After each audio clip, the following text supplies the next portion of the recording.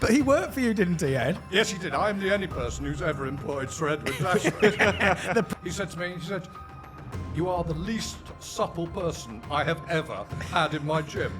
And then I got a fax back again saying, no, I won't accept it. I want £500 more. I love that. And Fenwick hasn't changed. I love that. Right, we're back. We're filming more episodes of the Tweedl Pod.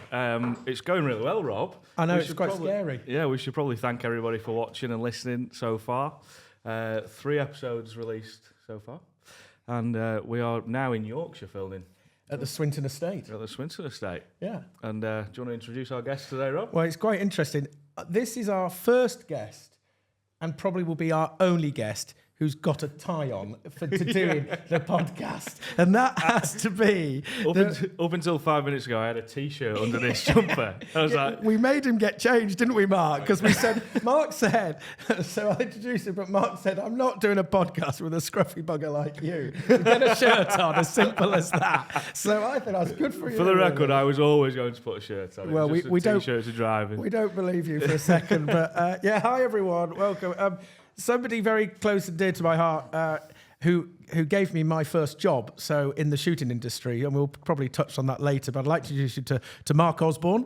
Welcome, Mark. Welcome to Swinton. Welcome to the pod. Good morning. Thank you very much for having me. So we've got to feel for Mark a little bit because he came up here with his other director, Will Southall, and Will said to me, be kind to him. He asked me what a podcast is on the way up here. So can let's just make sure we're going to be very kind to him, all right? Yeah. I can't imagine you're the man with a cassette player in your car still, though, Mark. Yeah, so absolutely. You surely come across a podcast at some point. You can't get rid of the good things. This is the man who used to employ 4 secretaries because he used to dictate notes pre-emails. And literally, this is true, isn't it? And 4 secretaries would be employed full-time just typing up letters from his dictations, from his tapes. Wow. Doesn't change that much, sadly. So Mark is the current owner of William Powell, so the fantastic retail business based in Banbury, gun makers. Can I correct you there? With Mrs. Osborne. Oh, yes, we better who's get... the very, very important part. Great point. If you say that I'm the owner and you don't mention Mrs. Osborne, even though she's currently on holiday in Australia, seeing her sister, I will get killed. Literally, it's like that. So there'll be an email in about 3 hours' time saying, what the... Beep. Yeah, Charlie's not that quick at editing, but it will certainly get to Australia pretty soon. We'll get to Australia soon. No So doubt. the co-owner with Mrs. Osborne. Yeah, so let's it's get a it shame right. because, in fairness, Chris would love to be here, and it'd be great if she was here, but she is in Australia at the moment, current owner. But Mark's also his business that be pre-William Powell, which he's done for many, many years, is obviously he built J.M. Osborne and Co. Yeah. So J.M. Osborne and Co. is basically helps advise and run estates all around the country. And predominantly, this would be fair, wouldn't it, Mark, focusing on grouse moor management? Focusing on sporting, we would have about 70% of our business is sporting, of which a significant amount is grouse moors, but also a lot of low ground shoots as well, and some fishing. And you had your own grouse moors, didn't you? So you were tenants on a very famous grouse moor called Nasale. Yeah, I think when you say have, it sort of elevates me to a level which is definitely not the case.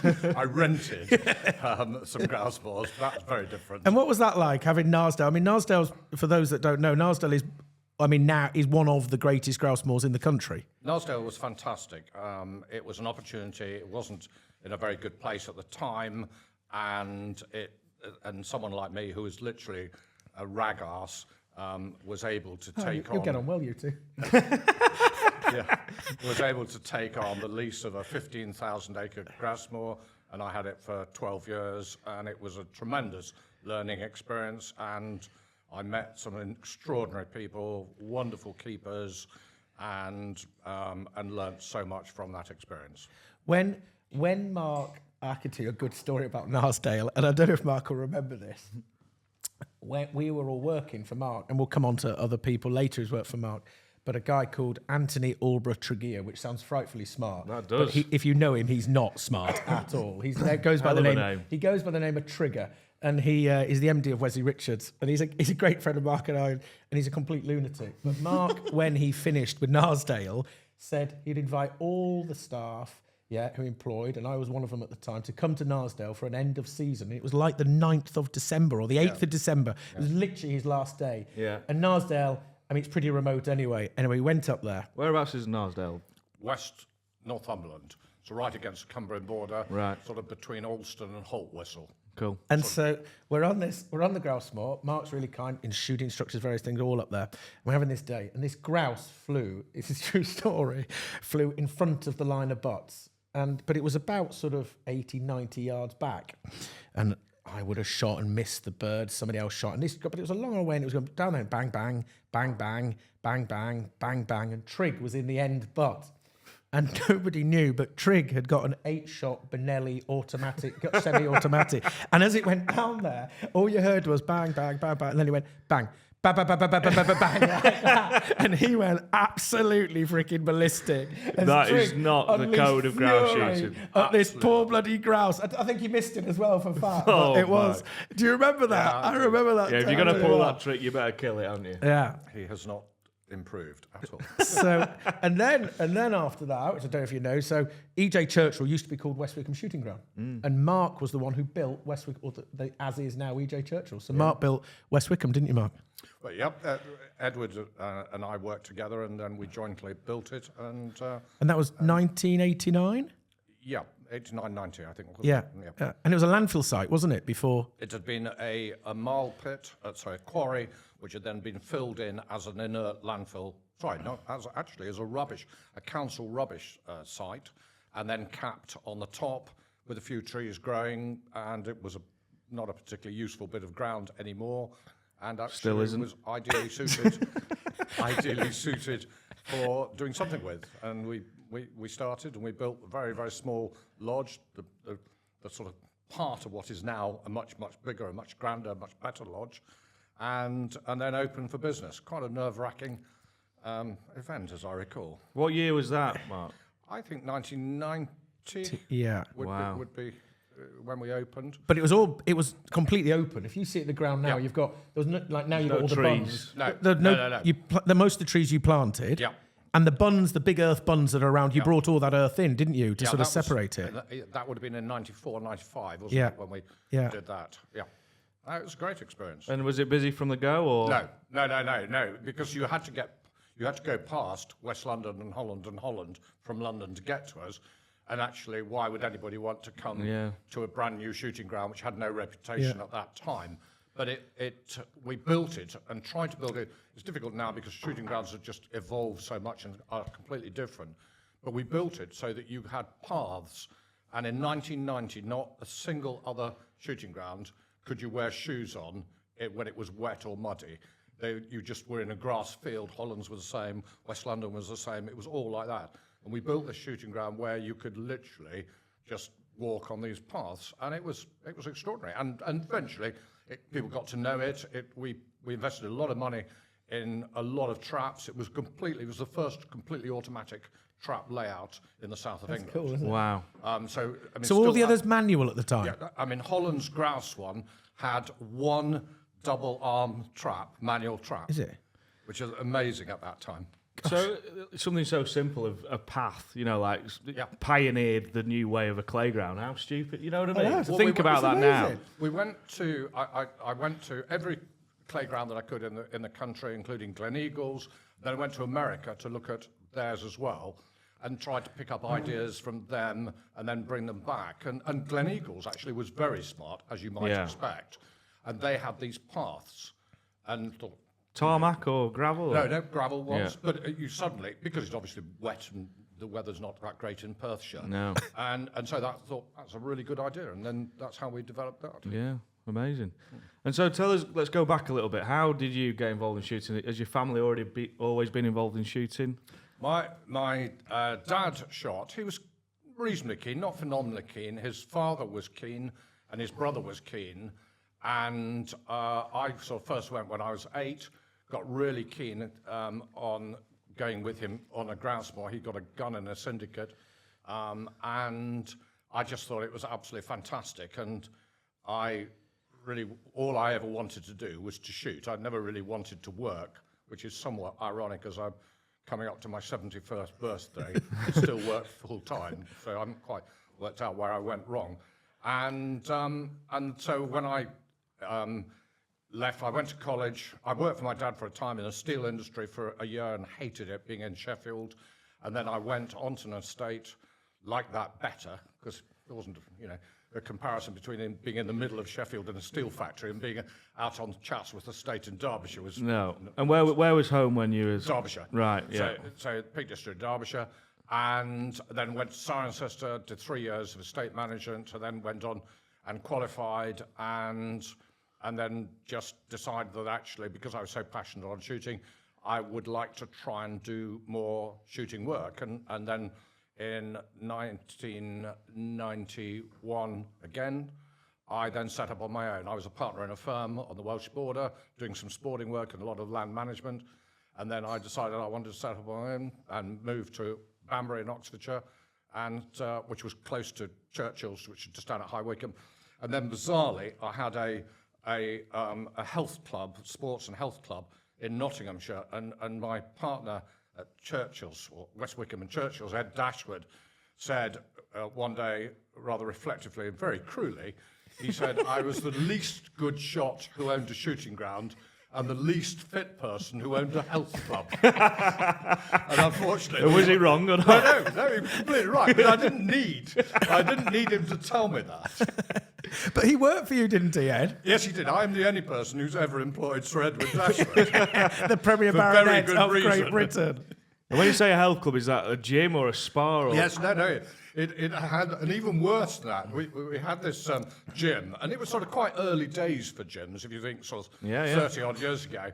And we got a gym sort of manager there, and I went in, and I said, I don't really understand what happens in a gym. And he said, well, first I do a health assessment, and we do some exercises, stretches. And anyway, we did all these things, which were excruciatingly painful, I thought. And at the end of it, after about 10 minutes, he said... stretches? Well, he'd obviously spoken to Edward, because after about 10 minutes, he said to me, you are the least supple person I have ever had in my gym. And I went, hold on, I employ you. You don't insult your boss. So that was that. So you've brushed past quite a bit there. There's quite a few business acumen's just been mentioned. How did you get to owning a gym? How did you get to being in partnership with Sir Edward? Well, Sir Edward, he left university and he had owned a couple of estates, and he didn't know what to do, and he came down and saw me because he'd been at school with someone I'd rented a house from, and so I knew them, and I'd met Edward in the holidays when he was at school and at university. And he said to me, what do you think I should do? And I said, what's your biggest asset? And he said, my estates. I said, well, in which case I would, even if you don't run them yourself, I would learn as much as you can about them as a business, so you will be able to work out whether the people running them are actually good or bad or indifferent. And so he came and worked for us, I think, for 2.5 years. And then during that time, he then said, I've got this old rubbish tip at West Wycombe by the motorway, and I would like to build a shooting ground. And my agent doesn't know anything about shooting and shooting grounds.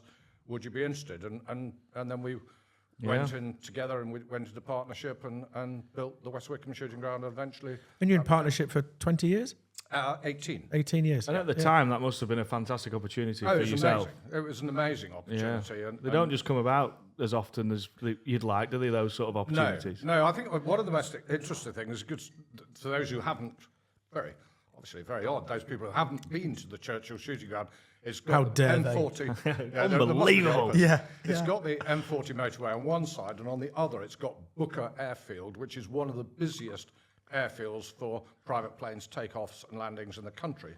And that's right adjoining the shooting ground. And when we applied for planning consent to build a shooting ground, you can imagine the uproar at the idea of people shooting when they were taking off planes and gliders. There's a big glider base as well.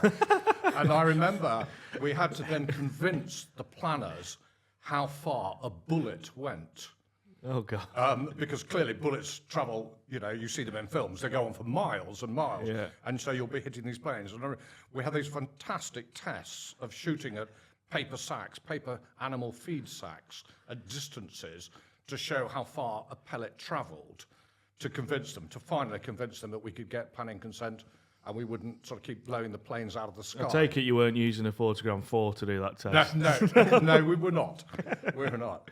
But actually, it was a really interesting thing, because it actually taught me a hell of a lot about pellet blowback, very small pellets at distance. Yeah, and I bet. how the wind makes an extraordinary amount of difference. Is that your excuse when Yeah. you're shooting? Yeah, that's the what wind. The wind was strong, and it was blowing the pellets back away from. That's the same obviously- problem, mate. Yeah, well, many a time. Yeah, I can probably relate. Because I shoot a 16 bore, it's just not a big. Mark's a 16 bore fan. He Hey, loves his- really? He loves his 16 bores. Yeah. Absolutely loves it. And just some fun stories for people. So when you, I mean, having Edward as your assistant must have been quite interesting, wasn't it? I think very interesting. If I bought a little property and built a tiny duck pond below the house, and it was on the upper River Wye, lovely place. And having built the duck pond, I'd fed the duck pond, and decided that we'd have our first What's night. coming here? First night duck flighting. So I said, I'd built 2 hides because it was a very small pond. And I said to Ed, my assistant, obviously, I said, would you like to come duck shooting? And he said, yeah. I said, well, I don't know what's coming in, but there's a bit of feed going. So Edward goes in one hide, I go in another one, and a pair of mallard come in right between us. Bang, bang. Edward shoots both dead. And that was the duck flight. I never fired a shot on my inaugural duck flight. On his new duck pond. His debut. Edward didn't give him monkeys, just said, stuff it. I'm shooting the ducks and drop them. Fair play. Oh, I love it. I love it.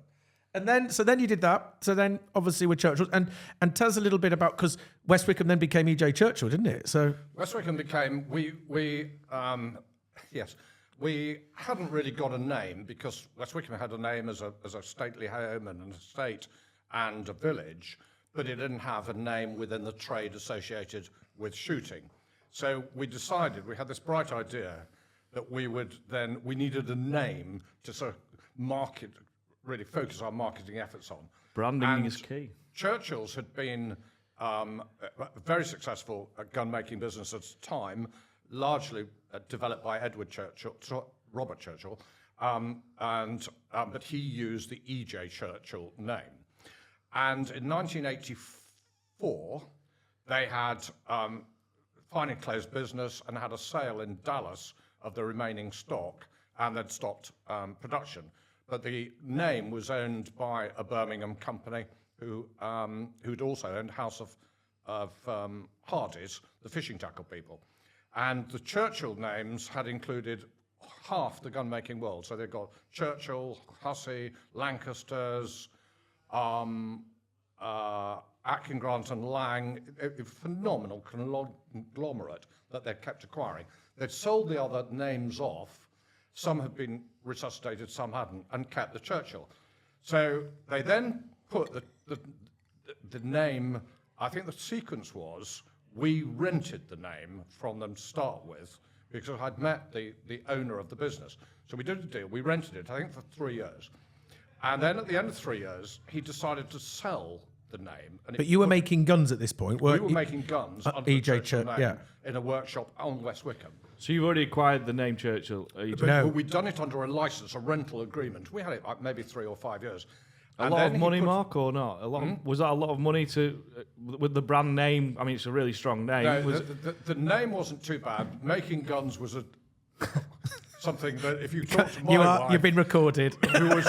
who was our accountant and business partner and everything, and mention making guns again, she sort of twitches and gets terribly nervous about the idea of making guns. No, it is, to make guns, you need to be very rich. And they then decided to sell the brand name at auction, and we bought the name. What we hadn't realized was that an ex-employee had actually kept a derivation of the name, which was EJ Churchill, which had been a separate company, and then he had registered the company, and the law is quite confusing about how you abandon names and whether someone can acquire them. And he was a lovely chap called Don Masters, and he'd got a pretty small operation trading as EJ Churchill, mostly doing repairs to Churchill guns. We were then terribly proud that we got this brand, and we then invested money in building the brand, only to find that someone else had actually got the same name Oh, God. at the same time. So we then had to do a deal with him to acquire the EJ Churchill name, and which we did, and the name. Did he put a premium on it, given the stakes? Yeah. When someone goes quiet and nods their head, you know they've put a premium on it, don't you? Yeah. Did he put a premium on it? You're not the only one this has happened to, though. Oh, really? Yeah, not me personally, but I've heard a lot of people Yes. in the same boat. So that's how it all started, and that was 2000. When did we buy it off Don? Must be around. I joined in 2001. And had we got it then? I remember us discussing it then. I think you just got it. And I remember the Don thing coming up then, so I reckon it was about 2001. And the interesting thing is, you got about, I mean, you're a lot younger than me and younger than Mark, but, you know, you got about EJ Churchill now. But at the time, I mean, it was a bit of a dormant company. EJ Churchill had been making guns since 1891, but it was a dormant company. And we spent, as a company, we spent hundreds and hundreds of thousands on rebranding. Well, the only thing anybody remembered it for was 25-inch barrels. So, and of course, they went out of fashion probably in about 1970 or something like that. God, yeah. And so when we sort of resuscitated the company, and we were called Churchills, people said, "Oh, you're the firm that makes those funny little short barrels, aren't you?" And you go, "No, we do much more." Then you start thinking, have I made the right decision here? Exactly. But it is just such a strong name, isn't it? Yeah. It's a great brand. It's a So good brand, fair play, you've done a really good but job. the barrels are really interesting because the whole 25-inch. So EJ Churchill was Edwin John Churchill, but it was his nephew, Robert Churchill, was a very famous live pigeon shot. Right. I mean, world famous live pigeon. It's brilliant. And the old story is he fell over, didn't he, in the snow? And he fell over in the snow. And he dug his barrels at a competition into the floor, into the mud, and they couldn't get him out, and he damaged the end of his barrels. So they chopped the end of the barrels off. It's absolutely true, right? There's supposedly trouble there, but chopped the end of his barrels off. They were 25 inches long.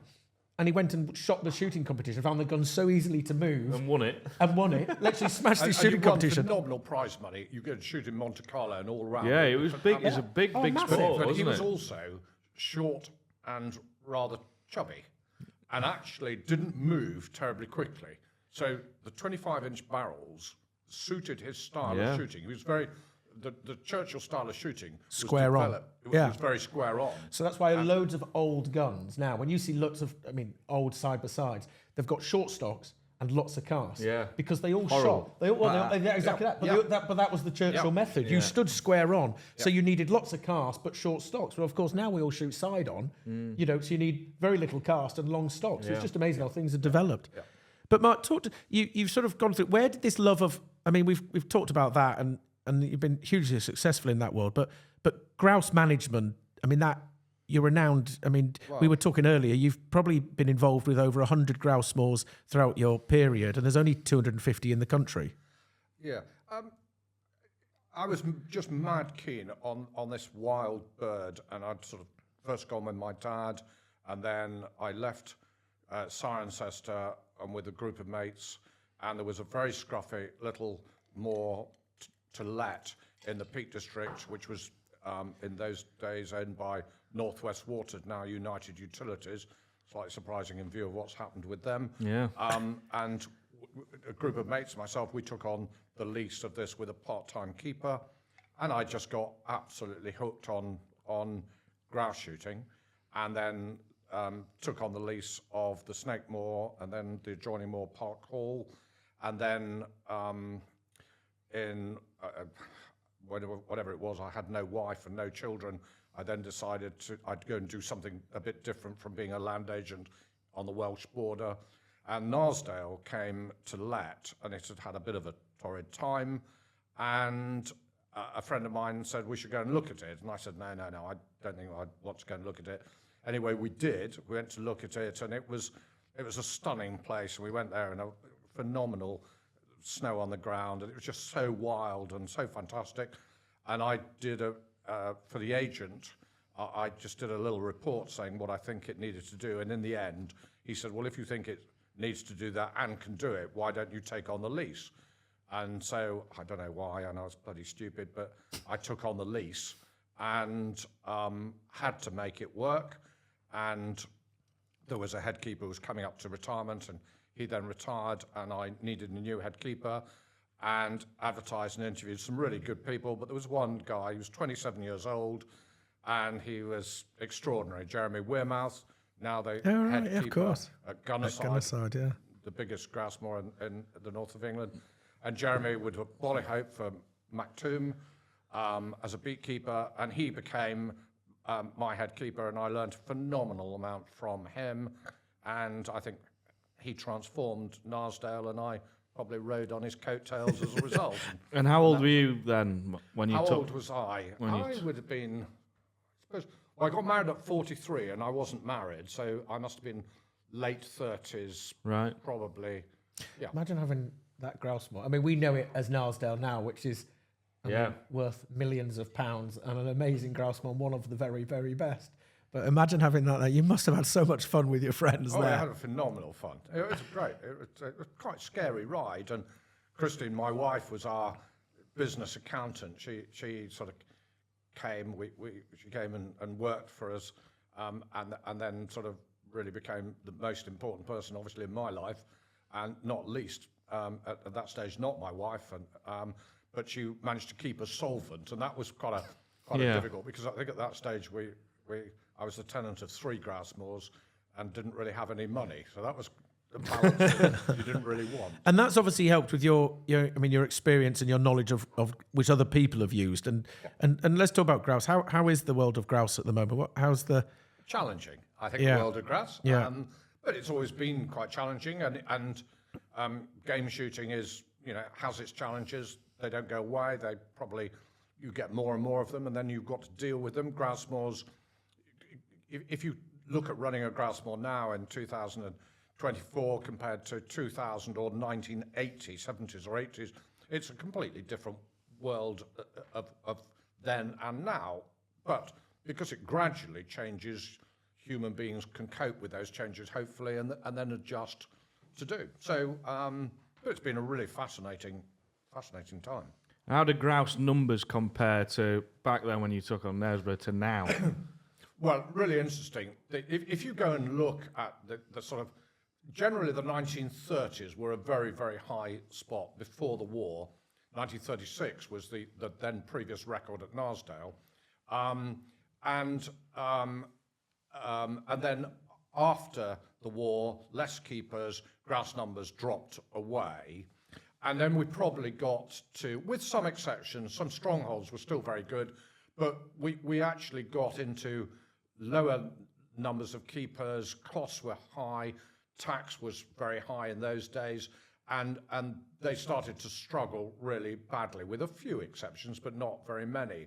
And then there was probably a transition from traditional estates owning grouse moors to new people who came in. They'd made their money elsewhere.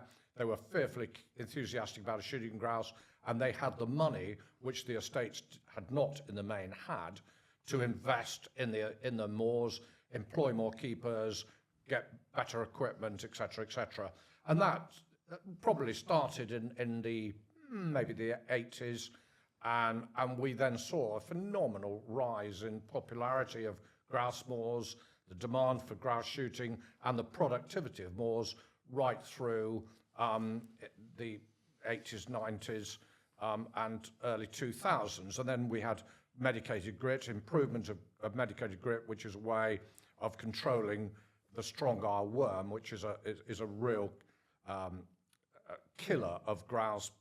When you get big numbers of grouse, you get very often a big consequential number of worms, and that was the first time we were able to control the worm, was by using medicated grit. So that came in probably in the 80s, I guess. Right. And what does worm do to anyone that doesn't know? What does that do to a grouse? It perforates the caecal gut and effectively just weakens and ultimately kills the grouse. Yeah. And there's no other way of actually dealing with it. And how is it spread throughout the population? Spreads through the feces of grouse, and then it's ingested by other grouse. Yeah. And then so you get large populations of grouse on a moor, and then it just spreads and spreads and spreads. And so you touched on then the record pre-war was at Knaresborough, and then what's the record? Knaresdale. Knaresborough's good fish and chips in Knaresborough. That's the northern Is that the second time I've said that? Yeah, as well? but we let you off. Sorry. What was the record pre-war to now? Well, If you know the numbers. probably it's quite interesting. Some moors have still got their record has never been broken from. So if you take the 2 record days at Abbeystead in Lancashire and the Trough of Bowland, Duke of Westminster's, and you take Broomhead. Broomhead was 1,424.5 brace in the day, and I think Abbeystead was beaten by they reckon by the pickup at the end of the day, and it's about 1,440 or 1,450 brace. In a day. In a day. I mean, extraordinary numbers of. Yeah, and this is wild birds. Remember, you can't. Yeah. It's not like pheasant and partridge. You can't grouse, you can't that rear state grouse. you've just mentioned is a 40-minute drive from home. So Yeah. So that was on Roan Fell, and so those have never been broken and never will be broken, etc. And I think now no one would want to break those records either. And I don't think my shoulder could handle breaking the record. And so, but they are a wild harvest, and if you manage it right, you produce these, extraordinary quantities of grouse, and then they crashed. I mean, if they didn't crash the next year, they crashed the year after. You had these phenomenal numbers of grouse. They might go down the next year significantly, but you still got grouse quantities. And then the year after that, absolutely nothing. When Broomhead had in 1988, I think, there were a lot of grouse at Broomhead. Nothing like that quantity, but a lot of grouse. And the next year, I was talking to the keeper at Broomhead, and he said, "There's nothing." And I said, "What do you mean, nothing, Austin?" He said, "I mean nothing." And I said, "So explain nothing." He said, "I can walk for a mile and see 2 grouse from Wow. It's gone. The grouse moor management world is unbelievable. I mean, it is truly Well, remarkable. then 2 years later, it'd be... It could then build up again, and in 3 years you Yeah. could be back to very significant numbers as well. So yeah. Because you do hear of it, don't you? Like 1 year, it's a terrible year, and then the next year, the same mistake, it's a bumpy year, Yeah. And you're thinking, well, how does that work? I know. And you just look at these grouse. I mean, we're here at Swinton on the estate here. I mean, there's an amazing grouse moor here. Yeah. But, you look at the management of grouse moors, and when you drive through, I mean, the moors now are looked after so well, aren't they? I mean, and I guess that worth and the, coming onto the industry, Mark, and, it is interesting, isn't it? Looking how that money's improved improve the moors. The focus has gone from producing vast quantities of grouse to actually having a really sustainable habitat. And that's been the real difference I think I've seen. If you were talking to people, although they were doing it back in the 70s and 80s, there wasn't the focus on conservation that there is now. And that's changed dramatically, and people, have seen the necessity, but also seen all the benefits of good keeping and good habitat management. And you've got this, these areas are the last areas of strongholds for waders. If you think Dartmoor, which is this very large area of moorland, is down to the last pair of curlew. And you think, what? How can an area of ground that big have 1 pair of curlew? And you could go onto Swinton moors and find dozens of curlew. Well, the fact is, there's no grouse shooting in there Dartmoor is no at all. grouse shooting. There's no predator control. There's no habitat management at all. And the so ground nesting birds and... Yeah, absolutely. So incredibly vulnerable. So grouse moors have become a real bastion of good upland conservation. Yeah. Without a shadow of a doubt. And that's So why can't we convince the haters of the world? I'm not even going to mention his name because I can't do it without swearing. So why can't we? Why are they? I mean, they hate the grouse moor world, don't they? I mean, they really do, and they want it banned. I mean, it's as simple as that, and they'll do anything to get it banned. Yeah. And the fact is, I mean, what if it gets banned? I mean, these moors will be a disaster. We will have. What we say is true. The problem is we're clearly very biased because we want grouse shooting to continue. There are no public purse significantly big to be able to replicate what private landowners are doing. No. So the state, if you are, as we are as a country now, the idea that we are going to divert more and more money to replacing these owners to do habitat management, to do predator control, is just never going to occur. So if the private sector doesn't do it, it won't be done. And the loss will be phenomenal. But we will only be able to measure the loss when it's gone. And to some people, that's not they don't think that's a very high price to pay. So they will actually, if the wader numbers crash, Yeah.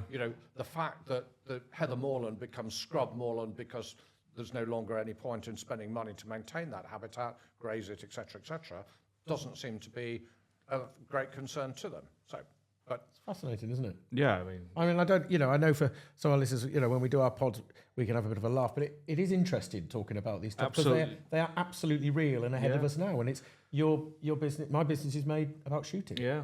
I think it's just, when you said yesterday you were in London, weren't you, with speaking to ministers, and it's just absolutely frightening when you speak to these people in the big smoke and in cities, they have no idea. No. A lot of people don't even know it happens in the country. People own shotguns. They don't even know we own shotguns. No. So to educate them, it's just an uphill battle, isn't it? Yeah, I think we won't, because the change is gradual, you don't, unless you're very close to it, you don't probably notice the change because it is so gradual. And also, it's very far removed. If you look at where the centres of population are and you look at your moorland, you're a long way away. It's a far and distant place, isn't it? Yeah. So you go and look at, now with habitat management, the inability to burn on blanket bog, the fact that we've reduced sheep numbers for conservation schemes, you've now got a build-up of combustible biomass, and wildfires are accelerating everywhere around the world. We see it on the news things, and the ability for it to happen in our moors has increased phenomenally as well. The problem is it's not close to anybody's houses, therefore no one really cares. If some moorland burns, does it really matter? Yeah. Despite the fact that the status of most moorland, about 85% of all moorland in England is SSSI, which is the same status, conservation status, as Mont Blanc and the Matterhorn, which is quite an interesting concept. Wow.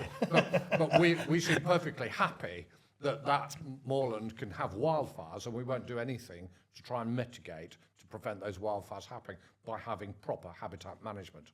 But you just got to keep battling away and trying to make sure that we put our viewpoint across and the opposition, the other side, do not just get their way.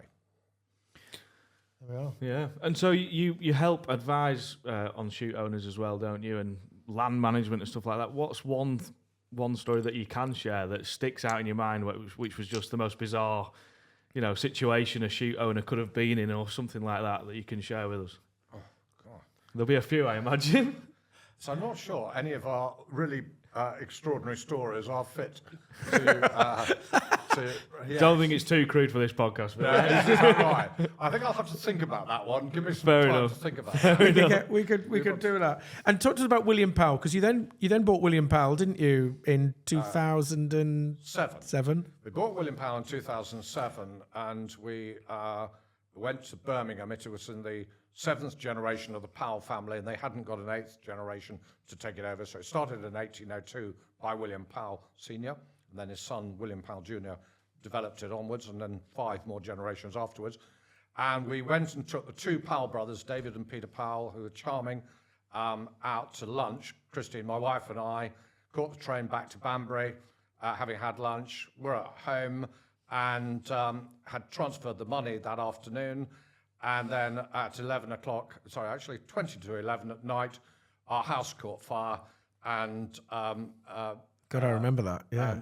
The same night. So we then had a shop in Birmingham and mail order and everything else, and the gun facility, and we hadn't got a house. And for a year we were out of our house with 4 young kids, and I think our youngest was probably about 3 or something like that. Wow. But you've grown it. From then it was a little gun maker, and I remember those days. And I think Christine has grown it. Yeah, and Christine, but now as an online, and as a retail country clothing business, I mean, it's a monster. It is a monster. Yeah. I mean, I went to Showfield the other day to see them to order some clothing and put our pre-orders forward. We were allowed to have 2 of these and 1 of these and none of these and none of these. When I said, well, what's the point being here? Why can't I order any of this? It's because pals have bought it all. And I was like, that's really good, that is, isn't it? Thanks very much for that. We walked away with 1 gilet. Yeah, in bright pink. And a size 30 and a 34. That pink's a great so it would fit Charlie and no bugger else. Do you know what I mean? When they want the blue one, you just say, no, pink's the new blue. Pink's the new. 34 pink is just perfect. Christine's done a phenomenal job. Absolutely amazing focus of developing that business, both in the shop and online. Obviously, online's a major part of our business. We're very lucky. We've genuinely got some fantastic staff.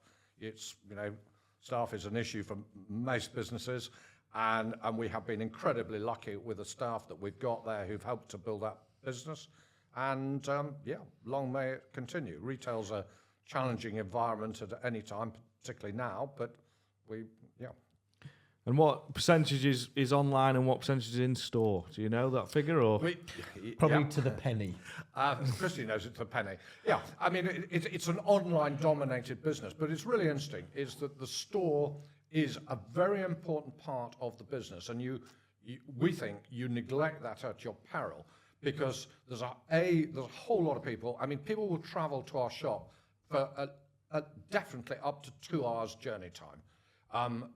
Because it's backed by 2 warehouses which are there with 17,000 square feet of warehousing plus racking, so an enormous amount of there. So you can go in. Of Rob's Gilets. Yeah, and you've got all the range of it. So if you don't want my pink one, you know where to go to get a navy blue one, don't you know? And a lot of people, clothing sizing varies, etc.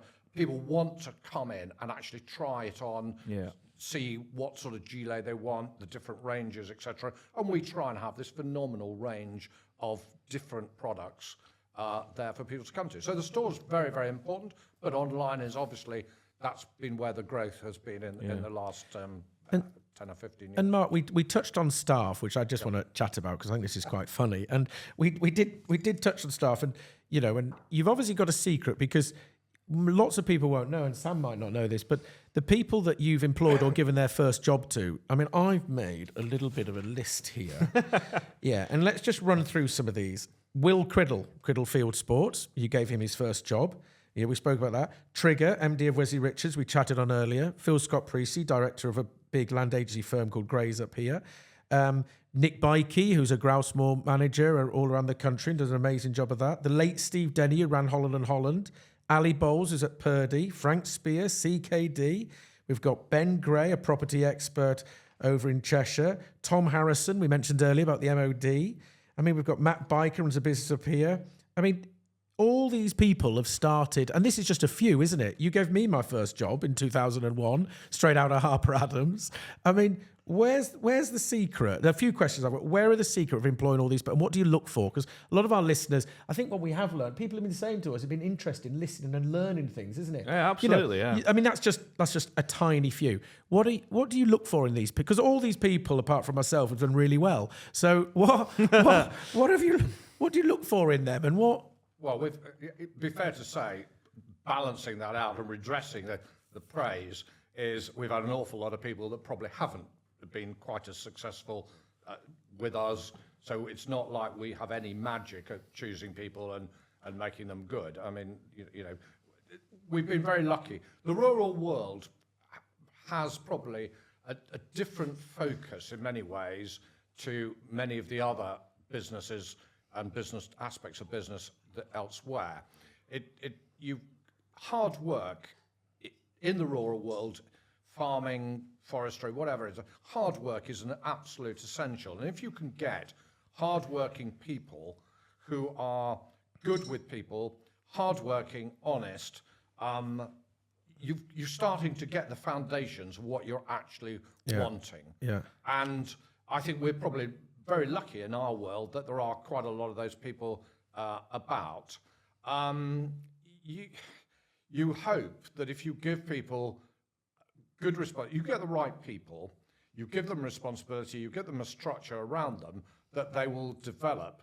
And very often they have gone on to be much, much more successful than we've ever been, you know, and they've literally flown. And you hope, you look back and think, God, I remember when that chap, you know, extraordinary story. Yesterday morning, we went to London, got to Marylebone from Banbury, and a guy said, Mark, literally just going through the ticket thing out of the station. He said, Mark, and I went, yeah, hi, how are you? And this was a lad that we'd had working for us 20 years ago, and he'd come and work for us 20 years ago, and I said, how's it? I'd seen him a couple of times since. He'd come into the shop at Christmas times. I'd seen him when I'd been working in the shop.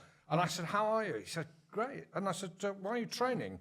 Because you used to live in London. And he said, oh, no, I now moved back to Oxfordshire, etc. And I said, how's the job going? Same one. He said, yeah, I'm a director of the company, and we employ 200 staff. So I said, so you're not the useless rag ass you wear when you work for me? And he said, no. But, you know, there you go. And that chap's done phenomenally, far better than we've done. You know, so it's really good to see that. Well, massive. Well, listen, thank you very much. So would you like just me to finish the story on some of my employees? Yeah, go on. I'll tell the story about this chap called Rob Fennick. So I'd love to hear this one. Anyway, I think that's time up, actually. We were looking, I'm sure we're not, it's a quick story.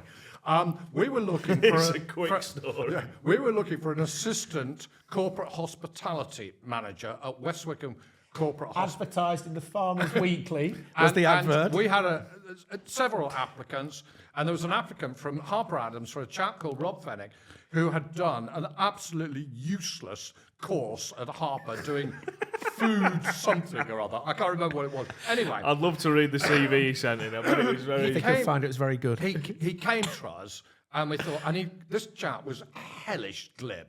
Full of the bullshit, really good conversation, really good. At the end of the interview, no change. I thought, I remember sort of writing and thought, oh God. Anyway, we then saw him again, and he'd then grown into it. Yeah, he'd obviously got the job by then. So I said to him, if we offered the job, would you accept it? So, and the offer was, I can't remember, it was an enormous amount of money for him to leave university, come to work for us. Anyway, we sent him the job offer, and then I got a fax back again saying, no, I won't accept it. I want £500 more. I love that. And Fennick hasn't changed. That's exactly how it is. And he paid it. And I paid it. Oh, you mug! Yes. You didn't even compromise. I'd have gone 250. When I make any money, I'm going to give him the £500 back. What was even worse was the irony. We had a wonderful corporate events manager at that time, lovely, lovely lady, and she suddenly decided, we went into recession literally at the same time, she decided she wanted to go and do a sabbatical in Barcelona and learn Spanish. And so he had been in the position for about 2 months as the assistant, knowing nothing about corporate hospitality. She then... Sammy Kay left. This is off to Barcelona, and Fennick is then made up the to be our corporate hospitality manager. There you go. That was 2001, 9/11. He's not done badly though, has he, Mark? To be fair. No, he's not. To be fair to old Spruik. I put it all down to the training. Yeah. Oh, absolutely. I don't doubt that. I don't doubt this one, definitely. Well, listen, Mark, thank you very much. It's been fascinating. We've really enjoyed talking to you. Yeah, it has. It's been really good. And I think everyone will find that very interesting. I do. Well, thank you very much. Thanks for coming on. Cheers, guys.